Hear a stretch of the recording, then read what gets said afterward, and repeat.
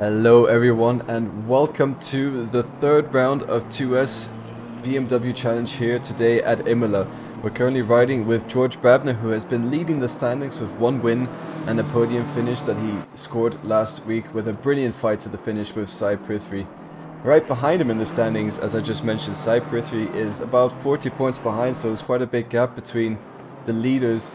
George Brabner and the people behind him. But then I will say a shout out to Ben Lowe's and Tommy Azulin, who are there closely behind Sai Prithvi in P3 and P4. My name is Christian Stricker. This is 2S. This is BMW Challenge.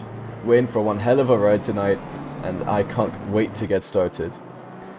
I'm trying to see if there's any new faces on the grid today that we haven't seen before in this championship. Obviously, we have quite a lot of new sign-ups in this championship, and new drivers, new names we haven't seen before because we started using 2S, not 2S, we started using SimGrid to sign up for this championship. And if you're interested in joining the BMW Challenge, have a look in the description for the Discord, and you can also look up on the SimGrid by searching 2S the community, and you will find us there with the BMW Challenge. Keep in mind, this is a series where you get a slight chance to be winning a giveaway. So we enter into a raffle, and one raffle ticket is earned by basically completing a race here. And we have 5 races in total, so that is 5 raffle tickets you can earn. The more raffle tickets you have, the higher your chances of winning. And at the end, we'll give away 3 €20 vouchers for any online shop of your choice. So that is just a short introduction to those of you who are new. To those of you who have been here for a while, welcome back. Always nice to see familiar faces. Love having you here, keeping me company while I do a little bit of random rambling on about racing for about 40 minutes, give or take, and a qualifying session on top. We're almost finished with free practice here today, and currently George Brabner is the fastest, but Ruben van den Hooding, who's been a bit unlucky to start with, he's climbed his way back up again, and it looks like he might be in contentions for a podium finish today. He had a quite unlucky race in Imola, in Nürburgring last week, and the race beforehand, I can't really remember. I think he was involved as well in an accident at Alton Park. As well, we also have the hidden race as the final round, which is quite exciting. So basically, we will choose 1 hour before the race goes live which track we'll be using, and if the drivers are able to race on this track with or without practice. That will be very interesting. Hopefully in this random draw we'll be able to see some mix-ups of skill abilities, because some drivers have better tracks than others. Some drivers take longer to get familiar and practice, and some just get it straight away, and this might be an interesting difference to see. Definitely one I'll be very interested in seeing, and I'm looking forward to that final round, which is in 2 weeks' time. So after this round we have Suzuka, and after Suzuka we have this special, I want to say sort of joker round, where we will also be announcing the giveaway results. I've just received a chat from Panda asking if I need a second person on the commentary booth. Well, I'm always open, so Panda, if you're hearing, if you're watching, feel free to jump in, just say hello. I won't be able to reply to you right at the moment, but yeah, feel free to jump in. Always nice to have more people in the commentary booth. Everyone is welcome. So let me just quickly also put this broadcast into the broadcasting chat, just make sure everything goes as planned.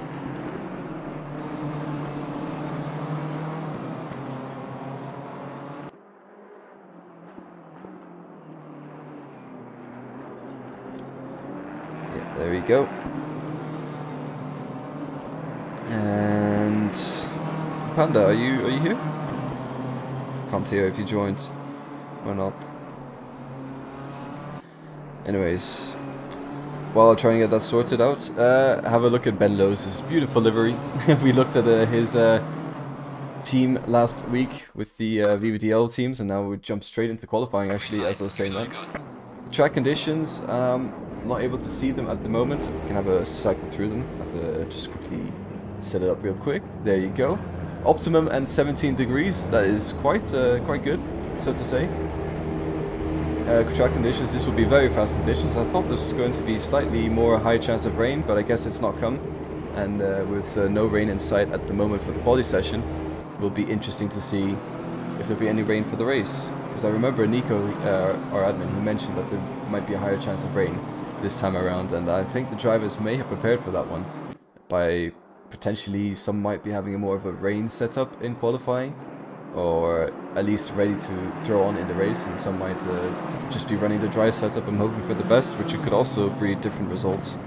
It'd be very interesting to see if there is rain in the race, but I will keep an eye on the broadcast, what am I saying, the weather broadcast throughout the race. The qualifying session so far seems to just be dry. It is a bit cloudy though, and those clouds can mean rain in the following session afterwards, and I look forward to seeing if there's rain.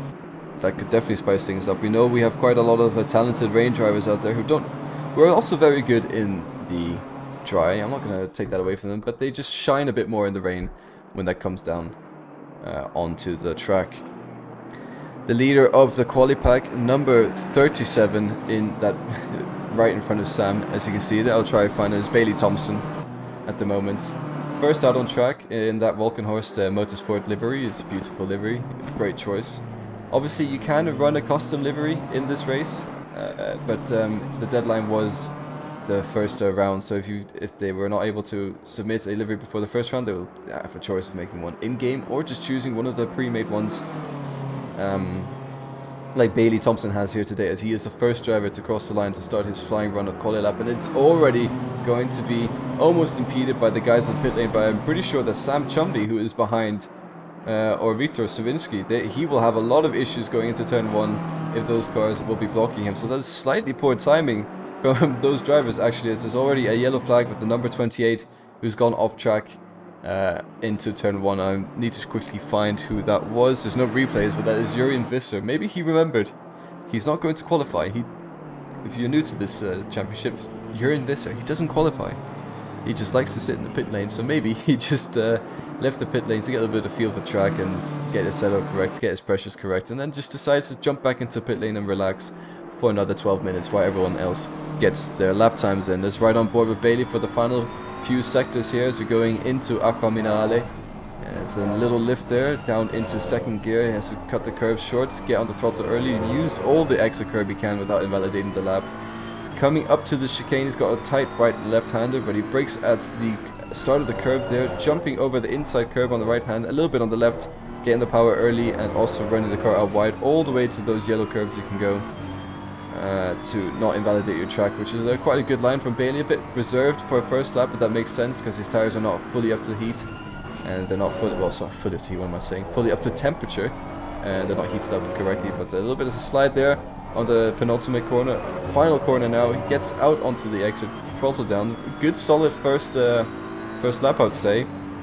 And definitely a banker lap territory. It won't be as fast as I know Bailey Thompson will be much quicker, although 1:42.3 is definitely a good start for sure, and we'll have to see if there's anyone else is able to top that time behind him. So far it seems Sam Chumley has done a 1:40 flat, so there's definitely more time to be had as Pietro, Jorge Pietro that is, comes down in P5, and Sai Prithvi, who we mentioned earlier, being second in the championship, is now leading provisionally on this quali run with a 1:41.5 as his banker lap. It's quite a solid first lap.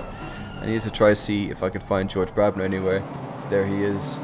He's not set a lap time yet, but he will be one of the guys to watch, as he got that pink BMW and pink and green BMW in front of him, and that beautiful livery from Antoine Olive behind him on track at the moment. But he's just navigating the final few sectors now. Final few corners now. Getting onto the back straight, finish straight, I should say, actually. Getting all my words mixed up at the moment. It's not the greatest, to say. But yeah, sorry. Back straight. Now I've confused myself. What am I? I'm just rambling on. Anyways, into Acqua Minerale. Here we go. For some reason I thought he was on the back straight. I was fooled myself with the track map and the camera. That's not my greatest performance.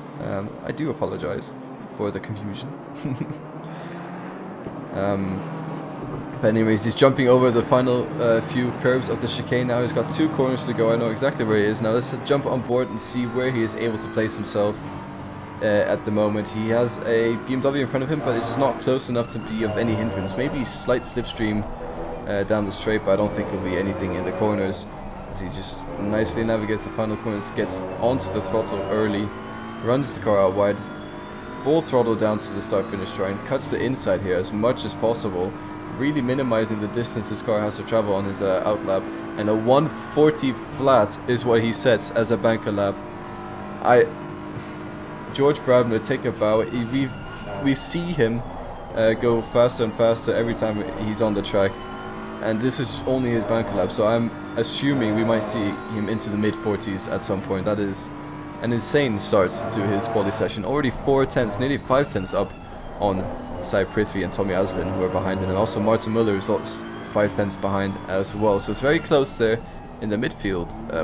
Midfield from P2 to P 6, but from P1 to P2 it's quite a big gap because of George Brabner's insane lap. Ben Lowe's someone we talked about, not so much in Nürburgring, but quite a lot in Imola. He has quite a up and down performance so far this season. So in Alton Park he got P3, and then in Nürburgring he got P11. But he seems to be back up to pace at the moment. He's nearly 3 tenths up in his lap time, has to navigate the chicane, does it beautifully, loses a little bit of time on his delta though actually, as I think he got too much of a slide coming out of the exit there, but this is still enough to gain him that P2 position currently, or provisionally, if he manages to continue his delta and keep it up and going. Met Ben last week for an ice cream. He was a very nice guy to chat with, and we were celebrating our 12 hours of Bathurst result in a Burger King parking lot, talking about diesel cars basically the whole time, and how he wants to, he's got his new dream car in sights, and as I'm saying that, he had a brilliant exit out of the final corner, sets it to provisional P3, which has just been pipped by Sai Prithvi behind him. So he goes P2 provisionally, then straight down to P3. But that is definitely a great performance so far from Ben Lowes, as he just resets himself in the pit lane, gets new tires on, maybe refuel the car a little bit to get out again and try and challenge George Brabner, who's also in the pit lane actually. That banker lap proving to be quite a worthy one, as Andrew Moulton gets a little bit in the way of Ruben van den Hooding. I don't think Moulton is on an invalid lap, but he is being pushed through the corner. There's contact actually, and Ruben goes straight into the pit lane, and Moulton flashes his lights at Ruben van den Hooding, but I'm not sure what happened there exactly. That looked very odd indeed, and I won't comment on anything. I'll leave the FI to it. I don't know if Moulton was on a fast lap or not, or if he had any damage, so to say, but it's a bizarre qualifying incident, I'd say. Anyways, here's Sai Prithvi with the Rio Racing Esports livery. It's a nice shade of, I'd say, is that pink or purple? A bit more purpley white and green, but also pink in the right shade. It's a bit hard to. I'll leave that one to you guys in the chat. Is that pink or purple on his car? But a lovely lime green on the back of that BMW as he's rounding the final few corners. He's got a bit of a better exit than he did in the previous lap, but his delta is pretty much neck and neck with what he's done. Is he able to go faster? It doesn't look like he is. Maybe gain 1,000th or something, and he does gain 1/100th of a time, but it's not enough to do anything. But anyway, improvement is improvement. And Sai Prithvi is still provisionally P2 as he jumps to the escape route. Tommy Aslin, we haven't really spoken so much about either, but here he is on his hot lap, so to say, running that Luxley powered by ACL livery yet again. This was again mentioned last week in Nürburgring, the car that we drove, myself, Ben Lowes, Felix Ruppert for those who know him, and Tommy Aslin. We drove that for 12-hour Bathurst, and Tommy he liked the livery. He wants to represent our country of Luxembourg, and here we are with the Luxley livery yet again on the BMW track. It's a nice shade of colors. It's a good bright splash for to mix up the grid a little bit, and I do enjoy the livery quite a lot. I'm not biased at all because I created it, but I do like it. As far as Luxembourg liveries goes, this is, I'll say, one of the better ones I've done. If anyone watching can remember the atrocious Lamborghini myself and Ollie made quite a few seasons ago. But anyways, rounding the final corner is Tommy Aslin. He's got his foot to the floor, running as fast as he can to the start-finish line. It's not going to be enough for provisional pole, but it's just enough to pip his other Luxembourgish friend of Benlow's into P3. So great performance by the Luxembourgish drivers so far, P3 and P4 at the moment. Obviously, we don't see much success from Luxembourg in motorsports. The country's too small for that. But we do have Dylan Pereira, I should say, who has won the Porsche Cup Super Cup Championship this season. So that is, I think, one of the first championships in a while that Luxembourg has won in motorsports. And this Porsche Super Cup, as far as I go, is quite a big one to win. So it's nice to see this flag being flown around in the higher end of the standing, so to say. And I do think the country deserves a bit more credit than it usually gets. Its drivers are generally amazing tricks, so it's sad to see you guys aren't a bit more successful, but I'm sure that'll all change.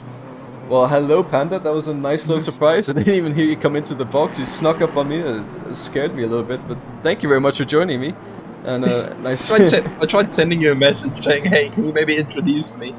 Because I didn't want to scare you, but you didn't see it, so I thought I'll just, scare the living crap out of you, see what happens. No, this is, I prefer this method. That was very good. Thank you very much for joining me, Panda. This, what did you manage to do at the broadcast last week for the F1? Or? Unfortunately not. I had something going on. It was a bit late. We just got the times mixed up, but I'm back. Next week I'm going to be gone for a little bit, but I should be here through the whole of December, and then we can start commentating again. Well, that'll be great. Panda, I haven't spoken to you in like a year, so this is a bit jumped up onto me. I'm a bit surprised, but yeah, welcome to the commentary box. This is great. It's just like old times again. Back when we commentated, it was a Nations Cup we did together. I can't remember something. Yes, it was. It was the Nations Cup. We actually, to be fair, we did have some very good chemistry. So I think this is going to be a really good one. So we shouldn't have problems. We never do. Yeah, and I'm looking forward to this, and this makes my job a little bit easier. I've already been rambling on for two races so far, and I'm pretty sure the guys in the chat are already tired of hearing about my randomness about the track, so it's nice to have a breath of fresh air, so to say. But yeah, we're currently riding with Alexander Diakowski, who caused a little bit of trouble last week in Nürburgring. Got a few slaps on the wrist, so to say, for his driving, but I'm pretty sure he's gone home, thought about it, and definitely going to come back and improve his racecraft for this race. And he's currently slightly up on his lap time, not by much though. It could potentially be enough for P6 to get ahead of Bailey Thompson, but he has the last few corners to navigate, and then this is a do or die at Imola. You can really lose a lot of time on the corner exit by not doing so much different, and it seems like he's done the opposite and gaining quite a lot of time compared to his previous lap on the corner exit. So he's coming towards the start finish straight now. P7, is he gonna jump up to P6? No, he's not, but he's right behind Bailey Thompson there. And it did get very close there. It's all a matter of just a few attempts. As you know, these qualifying sessions are extremely tight, aren't they, Strix? I mean, some drivers, of course, will set their car up more for the race than qualifying, to kind of get more of that pace extracted. Currently, I'm actually riding on board with, I think it's Azalin, yeah.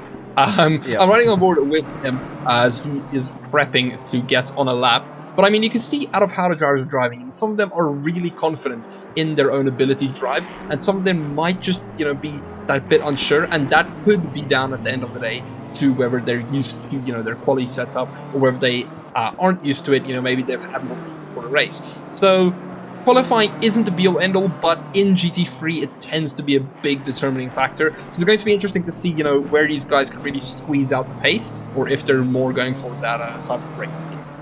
That's for sure, but also Imola, I would say, is one of those tracks that's quite difficult to overtake on. It's more easy to make a mistake than it is to overtake, or at least force the guy ahead to make a mistake. And I know for the fact that some drivers, they run the quali setup in the race, and some drivers run the race setup in the quali session, and they just lower the fuel and change the dynamics of the tires, and that's all they change. But they prefer not to swap between a full-on quali setup and a full-on race setup. And it's only a 40-minute race, so you can afford to lose a little bit of time at the end of the stint by ruining your tires a bit more with a quali setup. So if you think you're fast on a quali setup and stable enough, some people will race it, and I'm sure you will be able to see that come 2 minutes time when this session is over. But saying that though, George Brabner on the final sector of his lap time, I said we might look into 140s. We haven't seen it yet, But his delta is proving otherwise at the moment. If he can just navigate these final 2 corners, get the lap time he needs to get compared to the rest of the drivers, he is in for one hell of a jump compared to the 141s he currently has. And I don't see any validation, so I think as he goes across the line now, and that is a 140.760, puts him clear of the closest behind. And to be fair, that was a really good lap, something really to kind of squeeze out on that last lap, so really well done to George. We know, how fast he can be, so it's all to play for in today's race. Yeah, but don't count out Tommy Aslin, who's just about to complete his lap as well, and I think that's just within the 140.9... 149.92 he sets a lap time, so that's only 2 tenths behind George Brabner. I quickly saw him on the Delta, and he was 4 tenths up on his quickest lap time, so it might just have been enough to make sure Brabner does not get that P1 or pole position, so to say. And Tommy Aslin, out of nowhere, just sets another 140 lap time. Brilliant stuff from Tommy, sort of unexpected. I didn't see it at all. It was just the last few sectors, and suddenly his Delta jumped high. I think he genuinely just I think it's just one of those things. He might have made a few mistakes in that last sector on the previous laps, and then just on the last lap being able to put it all together. You see that you don't see that a lot, but you do see it, so it doesn't surprise me quite as much. Yeah, and earlier on in this session, I was talking about how there might be rain in the race and how some people might already have a rain setup ready for them. Well, you guys can't see it yet because I'm going through the track video, but let me just quickly show you how the track looks at the moment. Let me just swap back. It's very wet. To what we're seeing right here. This is an extremely wet track. Wow. Yeah. No. I'll tell you this much, Strix. This kind of wet, although it does say in 30 minutes it'll dry up, so maybe we could have a dry end of the race. But yeah, no, this is going to be, I wouldn't say chaos, but it's definitely going to make things interesting. It's always fun seeing the drivers try and navigate the wet. So if they haven't practiced in the wet, we could see some, bit of a shake-up. Maybe some guys in the back just really getting into the car and, being able to push up. Maybe some of the front runners not being able to, quite get that, how can I say that, the wet performance that they wanted. So it's going to be interesting. Strix, any bold predictions? I don't have any bold predictions at the moment. I know some of these guys are better strategists than the others. But you say it's dry in 30 minutes. That could potentially mean that some of these drivers will wait to the very last lap to pit and keep those wet tires on. Or some drivers might try and pit earlier and to get onto the slicks. And hopefully the track will dry up so much so that the slicks will be a better tire at the end of the race. But it stops raining in half an hour, it says. It'll be less rain in 10 minutes. I love races where it rains halfway through and then it's dry halfway through, or the other way around, because it just throws such a curveball into the mix. And then it's not all about driving talent, it's also about strategic talent for the drivers here today. And this could really mix things up. Some people might get the strategy perfectly nailed down, some people might get it completely wrong. And then also you have the thought of, well, if you're going to pit for tires, you might as well only refuel fuel for the first half an hour and then refuel the last 10 minutes, because that's not going to change your pit timer. Or are you going to go and risk it to have all the fuel on board to complete the race and then just do 1 liter plus tires at the end? We don't know. We don't know as fast as the drivers will have to decide that for themselves. Strix, those are a few tough questions. I'm going to be deadly honest with you. But I mean, as you said, it all depends on these drivers. They can... unless some of them have a whole strategy team behind them, it's really down to them. And pitting a lap earlier, a lap later, 2 laps earlier, 2 laps later can really determine your race. It can really change up your race. So I think it's going to be interesting for us to, and for all the audience, to see, can these drivers think on their feet? Are they able to make that decision quickly? And do you gamble it? Strix, do you just throw on the dry tires as soon as possible, and just see what happens? Do you just instantly fill up at the start of the race and only top up at the end? It's all. I think it's all going to be about are you brave enough to kind of just gamble to see what happens? That's definitely what it's down to. And which gamble is the best gamble? Speaking of gambling, the World Cup has been major talking point with gambling. A lot of people have been getting their crazy predictions actually come to life. I saw one guy who bet 2-1 on Saudi Arabia against Argentina, and he won I don't know how many thousands of dollars just by putting this absurd bet, but it worked out for him. And maybe someone else will have this kind of luck today. There might be one strategy that works, so a single lap where it works to swap over to the dry tire, and he's run just the right amount of fuel to do the swap, and they might just get a massive jump compared to the other competitors. Or again, we can see gambling go the completely wrong direction. Some people might pit for dry tires, and it is just not fast at all on dry tires. We'll have to see. I definitely know it's going to throw a curveball into the mix, and I'm very much looking forward to it. For interest's sake, Strix, if I may, the track condition has now changed from wet to damp, and in 10 minutes the rain will get light, which means in about 20 minutes time it might already be dry enough for those dry tires, meaning that it might be a half race tire swap, which you correctly predicted. Well done. But I mean, this has just gotten a whole lot more interesting. I think that's the term. I haven't commentated in so long, I'm losing my words. But if you're on a wet track at the start of the race, it generally takes a lot longer to dry up. But if you're on a damp track, that removes a solid, 8 to 15 minutes of drying. So, this could be a small detail that could really affect this race. But I'll hand it over to you. You can do the race start for us, as you always do so very nicely. I'd say race starts is one of my weak points in commentating, but thank you very much for giving me that joy again to do. I do enjoy it, to be fair, even though I'm not the best at it. It's so much to keep track of. I prefer just looking back and analyzing everything, coming with the comments afterwards. But no, I'll do the start for this time around. I'm definitely interested. Also, rain weather racing, it can be really good or really boring. So I hope it's a really good part today. Well, we're about to find out as the drivers are all slowly but surely rounding the final corner now, down the long straight. I think this is one of the longest times you have to wait until the lights go green on any tracks in ACC. I know sitting in the car, it feels like it takes a millennium before we get to the start-finish line, but these guys are almost there. I think about 10 seconds to go, it'll go green, and then we'll see all the action kick off, and boy, I'm looking forward to it. So just a few more seconds or a few more meters now until it hits green. They cross the start-finish line. It's going to go green at any time now. George Babner, will it be him into turn 1 leading the race, or will it be Tommy Aslan, or maybe even Sai Prithvi or Ben Lowes? We don't know, but the lights go green. Brilliant start from George Babner. Tommy Aslan already trying to slot in between Sai Prithvi and George Babner. In the background you see not so much action happening as everyone goes into single file.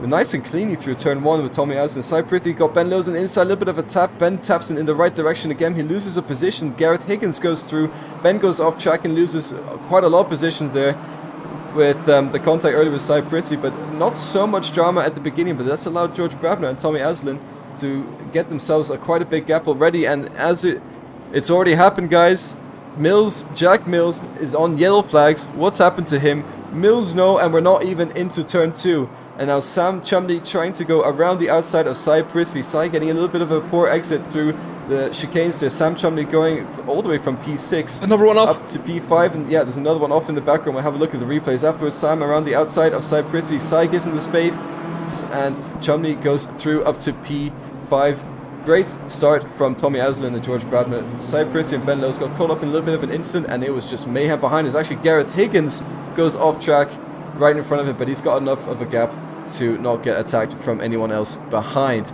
Wow, so much stuff happened there on the first lap. Strix, it has been absolute mayhem. I was actually looking towards the back of the grid at Lars Kirschbaum and Osterholm, I'm not quite sure how to say that, and they actually had a massive collision. They both, well, I wouldn't say massive, but it did definitely do some damage, sending them both almost into the barriers. But very crucially, I'm going to have to meet your Ted Kravitz for today. It is going to be dry in 10 minutes time. This is going to be the only wet running we're going to see, as we see Aslan now lining up a move on Brabner on the main straight. Let's see, can Aslan get past these alongside? Brabner doesn't have the top end speed. Is he going to fight into turn 1, or is he just going to let Aslan pass? He fights it, late braking from them both, and Aslan just cannot make it work this time around, Strix. But yeah, no, Strix, I'm really, the start of the race was almost clean, but through turns 2 and 3, there were just some small problems, and of course the weather. Speaking of small problems, there seems to be another move. Martin Müller, who's gone off the track into turn 1 with the yellow flags there. I'll cut back and start showing the replays now. So we'll have the first one, which was between Jack Mills and I believe that is Aiden Bailey. I'm not sure what's happened there. Jack, taps the side of Aiden Bailey, and they both go off the track, and Jack Mills is yellow flags in the background. So sorry, not Aiden Bailey, Mikkel Osterholm. Sorry, I'm getting confused with BVDL cars already. So that was one of the first instances we saw, and Jack Mills once again coming in strong, coming in clutch, providing us with the crashing entertainment of the race. Just reading the chat a little bit, I see Tommy being rooted for by Felix Ruppert. Moin, Felix, good. Nice to have you here with us today. I enjoyed the ice cream we had last week. It's nice to see you again. And Tommy is doing very well. He's running the Bathurst setup we gave to him, he told me, and I believe he's running with a lower rear wing compared to George Brabner, and this is why he is sticking so close and could potentially make a move into turn 1 yet again. Oh! And if I'm... Sorry. As I was saying, make a move is trying around the outside there of the penultimate corner, but it's not the place to do it. He's right up behind George Brabner. Panda, take it away. That was absolutely, that was almost very beautiful. But I was actually having a look at Nico Feldman. He's actually having a beautiful fight of himself. But let's have a look now at these two. Aslan versus Brabner. Aslan swerving, trying to see where Brabner is weak. He's going to try the outside again. It didn't work the first time. Will it work the second time? He's going to try and keep his nose in, and it just doesn't. It seems that Aslan, he gets so close. He gets so close, Strix, but he just can't, get that car turned in. Brabner just getting that turn in. And I think the only way Aslan is going to be able to make a move in turn 1 is if he's in the outside or on the outside, and I just cannot see that happening. He constantly finds himself on that outside. Brabner really defending very nicely. Yeah, it was a great racing, great respect between both drivers there, and all of them just giving each other just enough room to have a little bit of fun. Tommy, though, diving back and forth behind Brabner, but not enough to rattle Brabner's pants, so to say. And these two having a great scrap up front, and I don't want to miss any other action by focusing on these two drivers. I had a lot of focusing on Tommy and Brabner last week, and now we're focusing on them yet again. And it's not just because they're, I wouldn't say they are kind of favorites of the championship, but also because they race so well together, and it is beautiful to watch. But I have noticed that there is a bit of a battle happening at the back here with Aiden Bailey. And yes, I was just looking at that. Strix. So they've been going at this for quite a while. Nico being able to stay up in P10, but actually as he goes off, I think he locked up there, managing to avoid contact. Beautiful, well done from Bailey. But that was very close. But if you actually have a look a bit up in the field, Alexander Dialski, 2 positions up, and Ben and who's that? Ben Lowe's, I think? Lowe's, yes. Yeah, if I'm not mistaken. They have been having a battle for ages. And I'm interested to see if Dialski can make a move into turn 1. He is far back, but he has... Turn 1, I'm sorry. I'm going to have to cut you off there. Tommy Aslan trying around the outside yet again. George Brabner goes a little bit deep. Tommy at the outside for the next corner. Is he going to make it stick? It looks like he's got the inside for turn 3, and George Brabner goes a little bit off track sideways. Gets a poor exit. Tommy Aslan gets through into P1. Brilliant fighting between the two drivers. Tommy into P1, and that is a way to celebrate your birthday, Felix. I just read the chat, turn 24, starting to feel old. Well, Felix, that is still only 4 years after being 20 years. Still very young. Hope you're also having a great evening.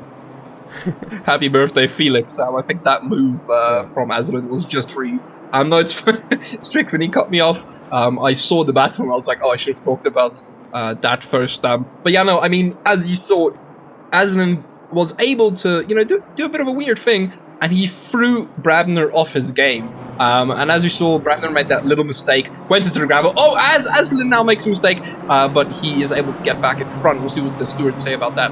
But you saw Brabner just not being able to focus there into turn 1 Strix, and just makes a little mistake, gets on the gravel, and that didn't turn out well for him. Yeah, it seems like he braked a little bit deep into turn 1, and then he tried to make up for it by getting onto the loud pedal and getting a good exit, but he bit off more than he could chew, and as we saw, he went off track a little bit, got a poor exit. But speaking of poor exit, Alexander Diakowski now has Aiden Bailey behind him, who's been boxed in by his teammate Ben Lowe, somehow makes it past before they get to the corner. Ben Lowe now has to defend from Aiden Bailey. Can he make it 2-1? No, he can't, as Ben does defend that corner very nicely. But now Bailey trying to go up the inside of Ben is going to compromise his exit, and then Nico Veldman right behind Diakowski is getting a better run. Will he be able to send it into turn 1? I wonder who is running the lower rear wing. That is basically the deciding factor at the moment on who can make the overtake. But Nico Veldman will have technically the inside for the corner, but he is not quick enough to make a move on Diakowski unless he does it under braking now. He's looking up the inside. No, he doesn't. He backs out of it. And a lot of fighting happening as we see. Actually, Ben Lowe's going a little bit deep up ahead, but it doesn't look like Aiden Bailey is close enough to capitalize on this mistake. I think Ben Lowe's and Bailey are going to have an amazing fight, but Dewalski and Bailey are going to have an even better fight, because look at how close that, I think, green BMW is. I don't have the liveries downloaded, so I apologize. But, I mean, just look at how close he gets. He is on his bumper, just riding his bumper, trying to see where can he get past. And you know what, Strix? I think if Dewalski plays this smart, he might be able to get past. We've seen Bailey make some mistakes. Not a lot, but we have seen some mistakes out of him. So if he makes a mistake in the wrong part of the circuit, you know, braking late, or getting onto gravel, Dewalski, you know, if he just sits back and waits, we could see something very magical. We could, yeah. But Diakowski just needs to remember that he has a few penalty points, and the last race didn't end up so well for him. So hopefully he will be a bit more reserved in his overtakes this time around. It already looks like he's learned from his mistakes last race around, and that's always great to see. Diakowski is actually one of Tommy Aslin's good friends, so I'm pretty sure they'll be in a voice chat together, and I would say making sure each other are having a good time and celebrating each other's small victories on the track at the moment, so to say. Another battle that's also happening. He goes wide! He goes wide! Bailey going wide! Was that Bailey? I think that went wide. I'm not quite sure. That is Bailey, correct. That is now Nico Veldman right behind him, who is going to try and overtake. And you did say half a lap earlier, it doesn't take long until Aiden Bailey cracks, it looks like. And there it is. He makes a mistake and cracks under pressure. Oh, Nico Veldman. Looks like there was a small tap between him and Bailey. Well, I don't know. I'll look in the contact tool. It doesn't look like there was anything. Maybe just a bit of a jump on the screen, but Nico Veldman goes up the inside of Aiden Bailey, and he loses 2 positions in 2 corners. Aiden Bailey does, and he has to slot back behind Nico Veldman and refocus on his race. The crucial thing there... Sorry, Strix, I apologize. The crucial thing there was Nico, the first time he tried to overtake one of those ahead of him, he realized that he didn't have that top end speed. So if you go and watch the replay, you'll see that Nico waited extremely long in that slipstream, pulled out and did it under braking.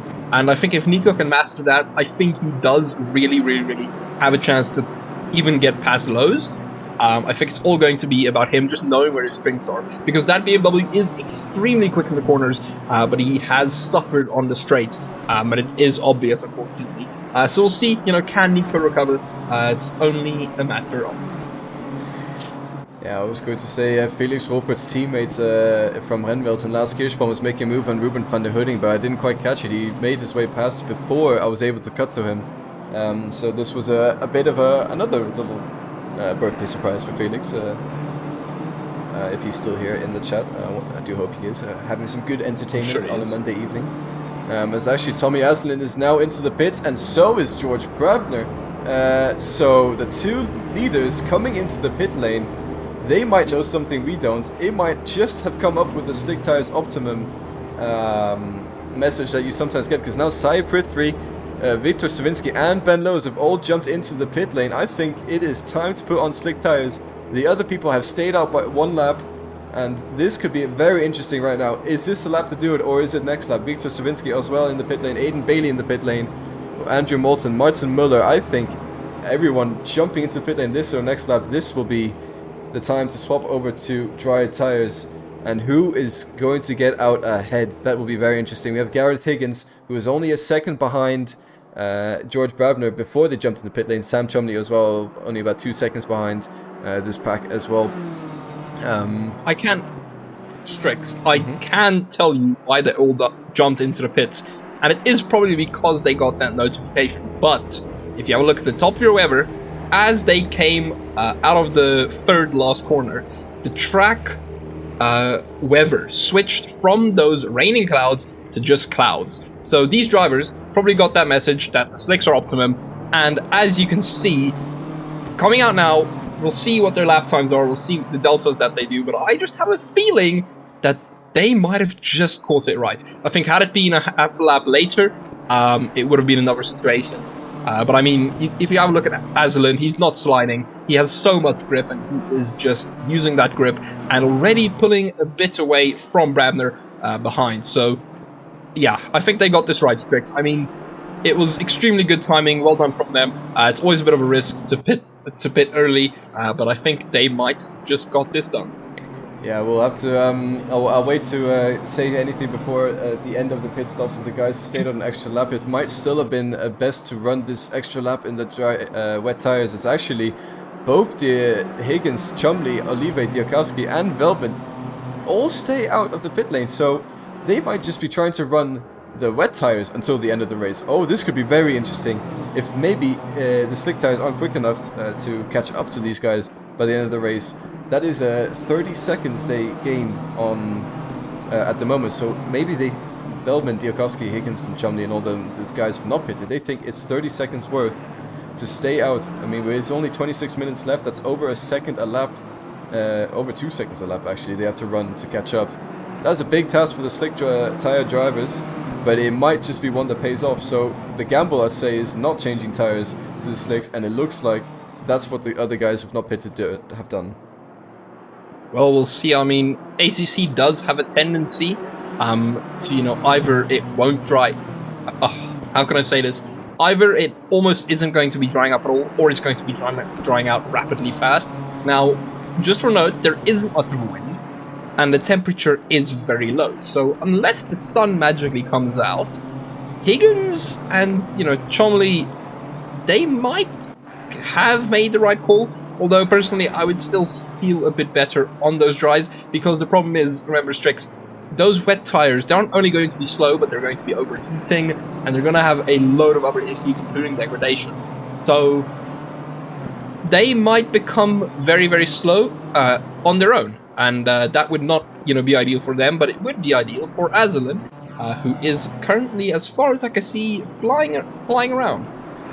Aslan is indeed flying around on those slick tires, but I've just read in the chat that Felix Ruppert, who is, I think, one of the most experienced ACC drivers I know, he's just said it could be a bit early, in his opinion. It's still damp on the track is still cold, it takes a little longer for the wets to fully disappear at this point. And now Anton Olive and Bailey Thompson, maybe they've been listening to Felix at the moment, as actually riding up and jumps into the pit lane as well. This is the second set of pit stoppers. We'll see where they come out compared to the guys who pitted very early on. And Felix also says the wets won't also be grading. The dries will be grading just as much if the pressures and temperatures are not correct, which I doubt they are, because who gets the pressure spot on for a damp track with 17 degrees ambient temperature? That is also a question when they set up their pit stops. Who gets the pressures right?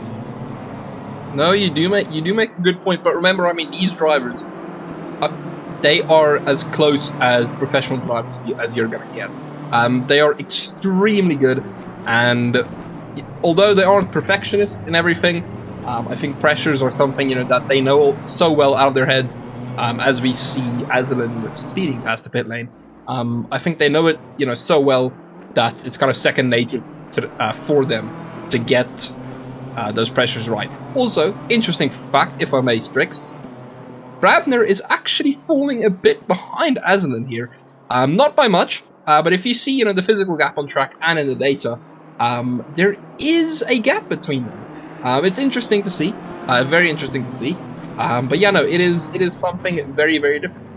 So I just want to quickly point something out. Antoine Olive and Bailey Thompson, who've just been through the pit lane, have managed to jump quite a few positions. So Antoine Olive is up to net P3. Bailey Thompson is up to Let me find him at the moment. Oh, he's okay. Never mind. Bailey Thompson. Never mind. But Antoine Olive, he was up Wow. for quite some time, but I don't know. Something's gone wrong somewhere. As we actually see Victor Savinski trying to make a move on the inside of, I believe that is Rinoja. Yes, Rinoja just gives him plenty of space, and through goes Savinski there on those dry tires. Rinoja has not pitted yet, but Antoine Olive was running P9 or P8 or something along those lines, and he's up to net P3 now. Just 8 seconds behind George Brabner, so I think he has timed his pit stops to perfection, and just as that happens, the track goes greasy, which is a strong indication it is time for those slick tires. Now, interestingly enough, the track has actually been greasy for quite a while. And the only reason, Strix, I'm not shaming you, I promise. The only reason I'm saying that is because the guys who stopped, let's say, 1 lap earlier, might have actually gotten the most ideal stop because the track would have gone greasy by the time they exited. But of course, you can argue that staying on the wets, just pushing them through, and then when the track is fully dry, you hop on them, could also be better. But I mean, I guess it all depends. We'll see once Gareth Higgins, if they pit. Once they pit, we'll be able to see how much of a difference is there between himself and Tommy Azzelin. Once again, if they pit, they might still do 20 minutes on the wet tire. I doubt it, but it isn't impossible. These drivers. Speak of the devil. Well, no, it is impossible because he is pitting. He's done it, and so has Sam Chumley. And these guys, they were close. So this is really the defining factor. Tommy Azzelin and George Babley, they might have been a bit too eager, a bit too premature on their tire changes. Sam Chumley, Gareth Higgins, they might have timed this to perfection.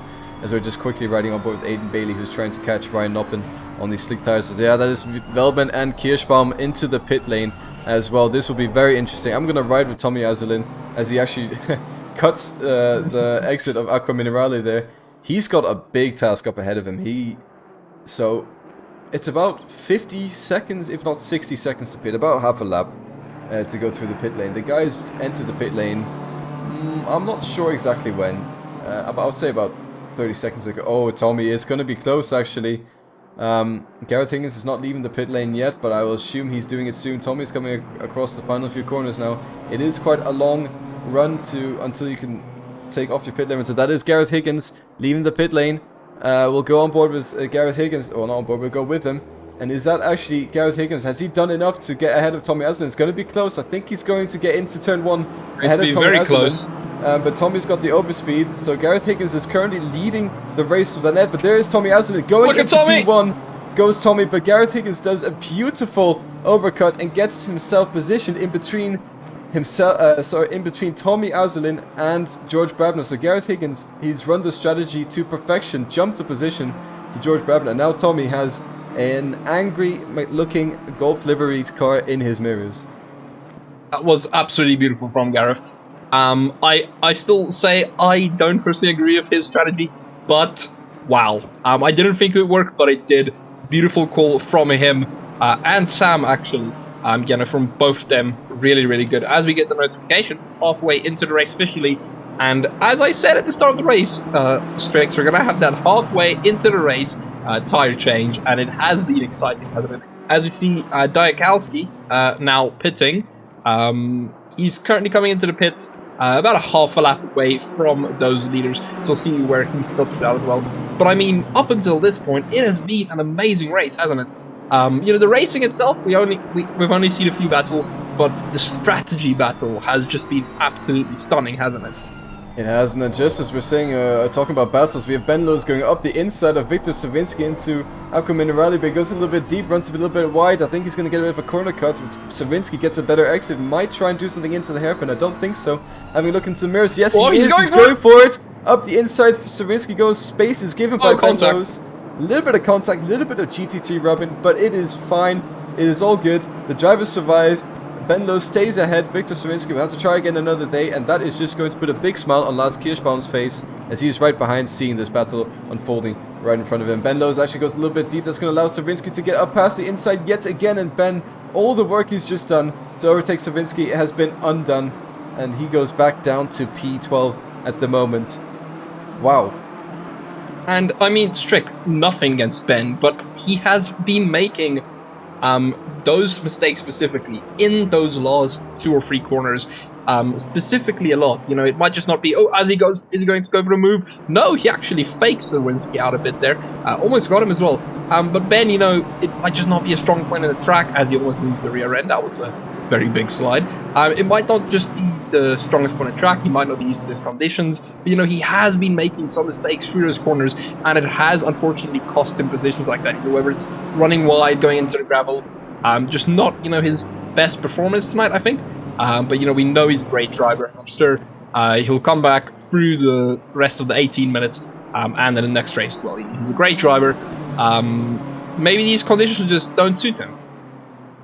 Yeah, it's quite tricky conditions to get right for sure. As Ruben goes a little bit deep. Ooh, Antoine almost hits the back of Ruben van der Hooding into Aqua Minerale, and Antoine has to back out of that attack a little bit. But we're talking about Ben being a little bit quick, a little bit spicy, a little bit, you know, fighting his way. He's right up behind Victor Sawinski again. Is he able to make a move into the hairpin now?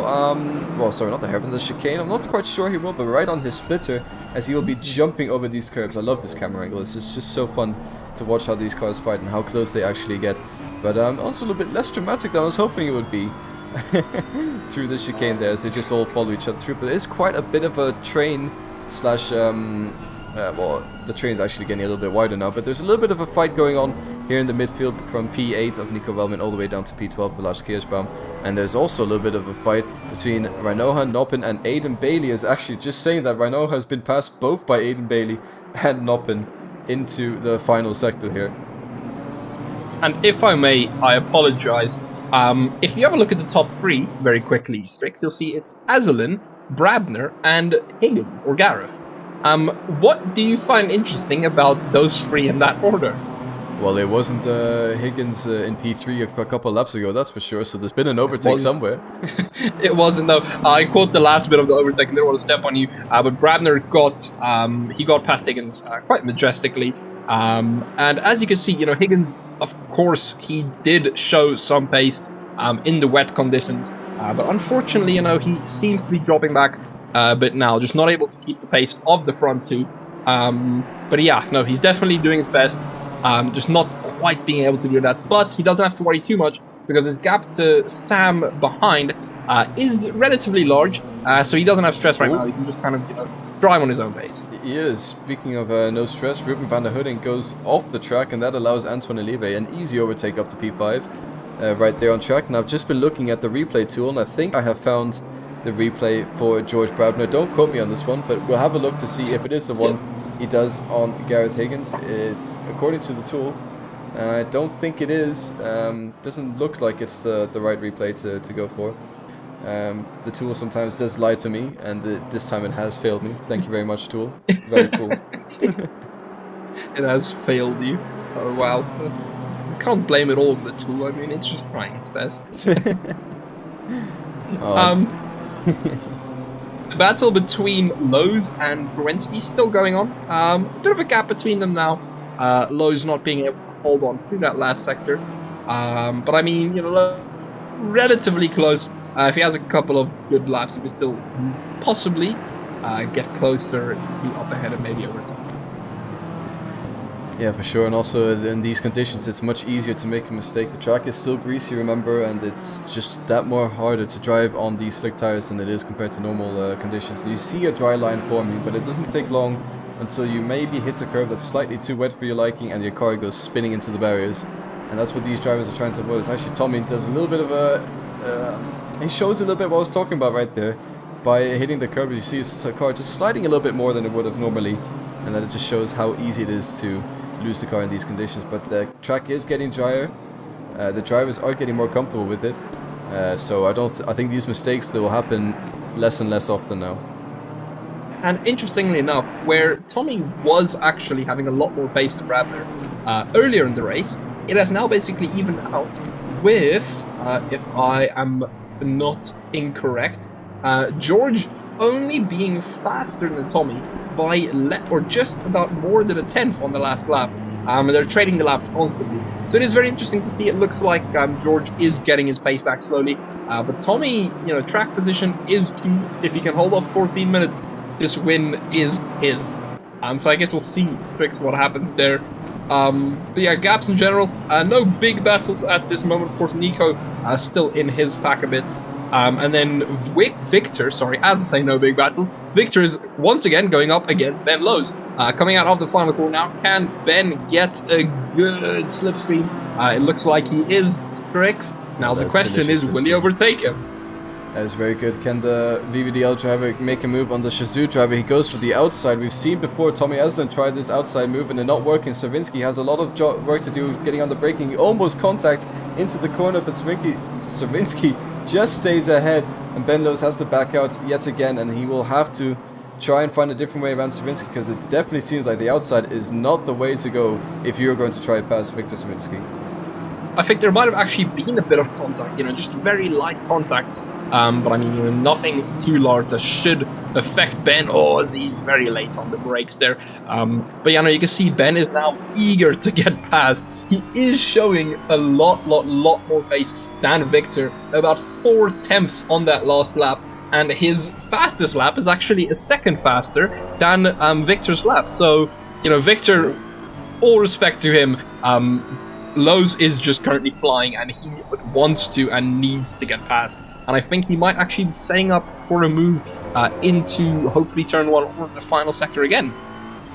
Yeah, definitely he's trying all the tricks in the book at the moment, but he has to be careful because Lars Kirschbaum is within striking distance just behind him. So he's in a little bit of a pickle or a little bit of a sandwich at the moment, but it's Lars Kirschbaum is not close enough to really apply the pressure just yet. But Ben Lowe's will want to get past Stravinsky as quickly as possible to make that gap that he needs to maintain that P10 position, or potentially even try and make a move on Alexander Diakowski right ahead of him. Anyways, going into turn 1 yet again, there is just about 4/10 between the two drivers. It's going down quickly, but I don't think he's close enough this time around. He was closer last lap than this time, so I don't think he'll be making a move unless he sends it on the brakes into the inside. We don't know for sure. He is close to make a move, but yeah, he does decide to not go for it, because that would have been a cent and a half, and probably one that would have ended in tears. Oh, well, it didn't, because he didn't do it. But you can see Stravinsky is really pushing, being pushed by Ben. Ben actually, that previous lap, being held up quite a lot. So it's going to be interesting as we see someone pull over there. Yeah, blue flags. I was about to say, but look at Ben, he's so close, he just wants to get past. He's saying, please, Victor, just get out of my way, I need to go. But Victor just saying, no, you can wait. You can stay right there behind me and wait until the day comes. Any other battles up front? Can you see any? Currently on my tool that as we saw earlier is so trustworthy. There's nothing but apart from this battle at the moment, but it's a great battle to watch for sure as Victor Stravinsky gets a bit of a poor exit. Ben Lowe's is thinking about making a move into up the inside into the chicane. He dives around the back, doesn't make it, decides to back out of it for now because it probably was a bit too risky, allowing Lars Kirschbaum to get ever so closer yet again as George Brabner just sets the fastest lap of the race I've seen. So he's slowly but surely catching up to Tommy Aslan. Only just under 10 minutes to go for Tommy Aslan, and he will have his victory here today. Or George Brabner will have the victory, as there's a little bit of a contact, I think, between Ben Lowe's and Victor Stravinsky. We'll have to watch that in the replay, but first we'll watch the battle as it unfolds right in front of our eyes. Ben Lowe's up behind Victor Stravinsky, Lars Kirschbaum following behind them. Ben Lowe's trying to dive to the inside, going to the outside. Stravinsky's got the inside covered. Will he be able to go for the outside yet again? It looks like Stravinsky's just further ahead. Later on the brakes is Ben Lowe's. He has to carry this car around the outside. A little bit of contact, a little bit of rubbing doors. It's all fine in GT3 racing. He'll have to give up that position, and now Lars Kirschbaum is on the attack, going up the inside into turn 4. Is he going to make it happen? Ben Lowe's later on the brakes, and that's not always a good thing because Lars can get a great exit here and try into the hairpin. It looks like Stravinsky has already got himself quite a sizable gap, and with all that action, not a single change of positions. And the funny thing is, Lars's lap is a second faster last lap than Ben's. So basically how it is Lars is the fastest, then it's Ben's who's second fastest, and then it's Stravinsky who's the third fastest lap, the slowest. Which means that this could make for a very exciting overtaking spectacle in a lap or two, Strix, because they're all going to have to get past each other because they're in the wrong order currently. Most currently, it's supposed to be flip, but it's not. So Ben's attempts at getting past, will he make another one here? No, he doesn't. He decides against it. But Ben's attempts will be futile if Lars gets past him. So it's going to be quite interesting to see as Struenski goes a bit wide there. Ben will now close up a bit onto the straight. We know he loves his late braking down into these two corners. I almost call them two Lesmos. I don't think that's right. I think that's at Monza, isn't it? That is at Monza, but we can call them the Lesmos B-Tech version or something. I don't know what the two Lesmo B-Techs. I do know they have a name. I know they have a name. I'm just not quite sure what their name is. So if somebody can find out that. But as you can see, Ben just not close enough, and Lars had to back out of that last corner. It's so tight. But I'm telling you what, Struenski could hold on to the tricks. He could do this, and if he does, well done to him. He thoroughly deserves it. I just noticed another battle breeding or here in breeding. Breeding. I don't know. I was looking for the words. Jorge Pietro on the back of Aiden Bailey. Aiden Bailey seems to be running a bit too much rear wing as he got caught up quite a lot, and Jorge Pietro goes up the inside into turn 1, has the overspeed on Aiden Bailey, goes off track though. Aiden Bailey will try and overtake again around the outside, so that overtake from Pietro is now undone yet again, and Bailey stays ahead for now. But that was a brilliant little scrap between these two drivers at the moment, and that is for the P14 position on track. And while that's happening, Ben Lowes is getting very close to Victor Savinski as we jump back to the battle and see Savinski sliding all over the track with Ben right up behind him. And, wow. And you can see now, Strix, Ben is now agitated. In the way he's driving, he is really agitated with Struenski now. You know, out of just the body language of the car. Do you call it body language or car language? I'm not quite sure. But you can see, you know, he is just committing to every corner 10 times more than he usually does. Ben is really just sending it, which, you know, of course, full respect. But if he drives too aggressively, it could hurt him as well. So we'll have to see, can he get this move done finally? He's going to be close, but is it going to be close enough? I don't think so. The slipstream isn't that powerful, but let's see what Ben can do. Can he get close at all? Can he do something? It all depends. I don't think he's close enough this time around, as he was about 5.5 tenths behind Savinski when they got onto the exit there. So definitely not close enough to make him move, and maybe enough to make Savinski rattle a little bit in the boots and make a mistake, but it doesn't look like that's happened. So this battle that we've been promising for so long just keeps on postponing itself, so to say. All the drivers driving very sensibly at the moment, but it is still great fun to watch, and it's just the anticipation that something will happen soon, and something big will happen. As well, that's happening. Jorge Pietro back again on Aiden Bailey is caught up after the mistake the previous lap. Won't make the same mistake again, but again, not close enough to make a move on Aiden Bailey into turn 1. But he was getting very close. I actually switched to that battle right before he said it, which was quite ironic. I was not quite sure you were going to say it. But yeah, no, good battle between those two as well. Aiden just that little bit faster, being able to hold off Jorge. But Ben is getting awfully close now. And when I say awfully, I mean he is getting awfully close now. I mean, he is really sitting on Struenski. But Ben is also getting a lot of pressure from behind. And you can see, you know, Ben really riding the curbs, committing a bit more than you usually do. But I mean, you know, he's trying to extract every tenth. And we'll see if he can get close through the B-Tech Lesmos, is what we're going to call them now. That's the first one done, and now the final corner. It seems that he's... Bit poor from Savinski. Struenski makes a mistake. Struenski makes a mistake. But Ben had a bit of a downshift problem as well. So let's see, will he be close enough? I'm currently riding on his bonnet. He is getting closer. 3 tenths. 2 tenths. Does he go to the left or the right? He goes to the left. He's going to send it. Oh! Oh, he makes Struenski think, but Struenski doesn't fall for it. He sticks on his line, and nothing happens. But now Ben is very close. Is he going to try it into the chicane? Does he pull left? No, he doesn't. He decides to stay behind and tries to fake out Struenski. And Strix, I hate to say it, but could that have been Ben's only opportunity? They touched. And I think I don't know. Is that Struenski off? Oh, yeah, Struenski is properly off, unfortunately. As I said, I think, you know, Ben was just getting a bit too irritated, a bit too agitated. And Schwinski put up an amazing fight. I'm sure the stewards are gonna have a look at that. But amazing both. Ben unfortunately just got bit too handy. But now it's Ben and Lars. I think that's what the stewards like to call a push to pass. So he now, he probably has to build about a 5-second gap to the guys behind him to maintain the position he's in.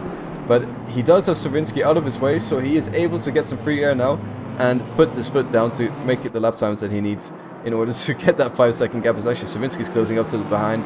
That's Kirschbaum, who also made his way through Savinsky due to the battle earlier on. But Sai Prithvi, he's been a bit quiet during this race. He was quite quick in Nürburgring. He's quick again today at Imola. He's right up behind the rear wing of Ruben van den Hooding. Is he able to make a move into turn 1? We've seen people try, we've seen people fail, we've seen Tommy succeed.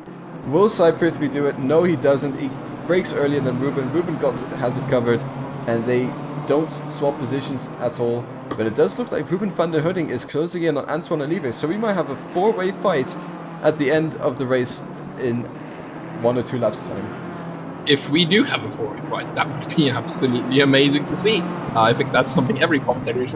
As you see the little battle there of the blue flags up ahead, I'm not quite sure which cars there are. I can't see their numbers. I don't know if you can, Strix. I think it's 47 Marvin. Yes, it is.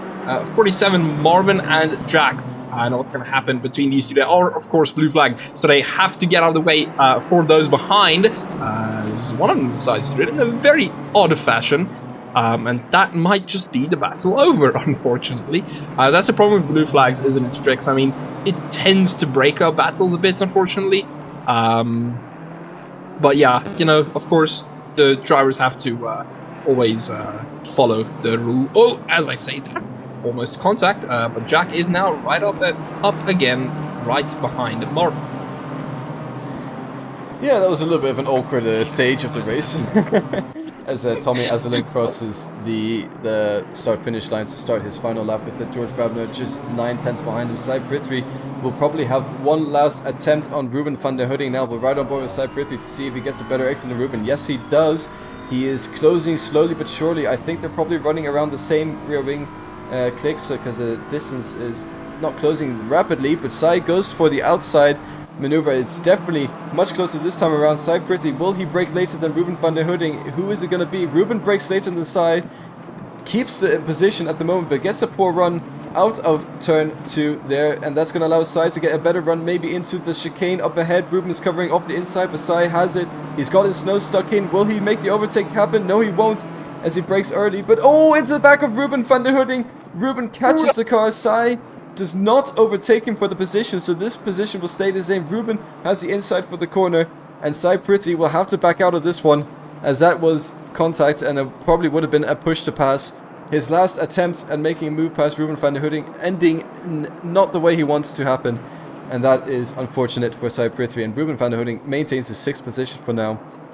Anyways, I can also confirm, I apologize, I can also confirm Jack Mills did end up getting past. But I think you probably want to talk about Tommy Azzelin, yeah, the leader of our race. I would like go to for talk it. about Tommy Azzelin as he comes across the final corner now. He's got George Bramler behind him, but I don't think George is close enough. He gets the exit he needs. Tommy Azzelin's about to be a 2S winner today at the BMW Challenge. Tommy Azzelin, hinhutet gemacht. Gratulieren auf Tommy Azzelin. Super gemacht. Oh, ist wunderschön von Tommy Azzelin, the driver from Luxembourg. He's done it. Luxley Racing back on top. That has made me very proud. I'm sure Felix in the chat is smiling from ear to ear. Tommy's done it. What an amazing drive from Tommy Azzelin. Driving his pit stop strategy to perfection, making that overtake on George Bradway. He's done it. P1 for Tommy Azzelin. Absolutely amazing stuff. I'm over the moon. I can't. This is amazing. Tommy, gratulieren. That was absolutely amazing. Well done, Tommy. What a beautiful race from him. I guess I can just hear how proud you are in your voice, Tricks. It's another type of proud. But yeah, no, Tommy drove an amazing race, as we see doing some spins. Tommy just was able to get the strategy right, get everything right, and well done to him. He really, really did what he needed to. But further behind, Bradner, Higgins, Sam, Olive, Privity, van der Hooding, Feldman, Dualski, and Loos. Kirschbaum not being able to get past. But what a race, isn't it? What a race. Absolutely amazing. Yeah, I just want to quickly say sorry for my Luxembourgish there, as we are doing a little bit of a drifter competition at the end. I'm learning the language still. It's still not perfected at all, but wow. Dat was mega Shane. That's all I can say.